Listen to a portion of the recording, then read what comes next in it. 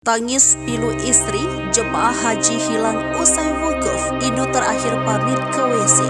Seorang jemaah haji asal Sumatera Selatan, Indo bin Rohim, 84 tahun, dikabarkan hilang di Tanah Suci. Saduda istri dari Indo tak hentinya meneteskan air mata begitu mengetahui suaminya hilang. Wanita 72 tahun itu tak bisa menyembunyikan kesedihannya. Ia berharap suaminya bisa pulang ke tanah air. Bahkan setiap malam di rumahnya, keluarga selalu menggelar yasinan dan zikir. Indo berangkat ke Tanah Suci bersama 59 jemaah haji kloter 20 embarkasi Kota Palembang pada Senin 19 Juni 2023. Saat ditemui di kediamannya, Jam'an menyebutkan keluarganya kecewa sekaligus cemas lantaran sudah hampir 2 minggu tak mendapatkan kabar dari orang tuanya yang kini tengah melaksanakan ibadah haji.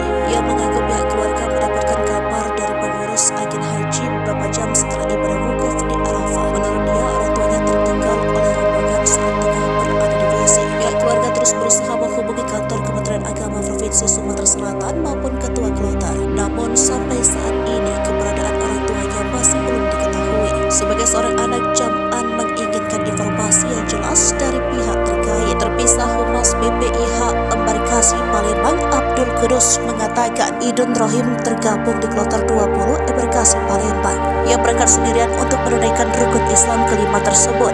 Menurut Kudus, Idun Rohim hilang pada 9 Zulhijjah atau setelah wukuf. Idun kata dia terakhir kali terpisah saat berada di Arafah ketika jemaah hendak bertolak ke Musdalifah. Namun setelah ditunggu-tunggu, Idun tidak kunjung muncul. Akhirnya didatangi petugas dan jemaah lainnya ke toilet. Namun Idun tidak ditemukan di toilet. Sementara rombongan Idun yang ada di kloter 20 sudah harus bergerak ke Musdalifah. Petugas kloter kata dia sempat berinisiatif untuk melaporkan ke pihak Arab Saudi. Bagian perlindungan jemaah melaporkan ada 1 jemaah yang terpisah. Namun hingga saat ini Idun belum ditemukan.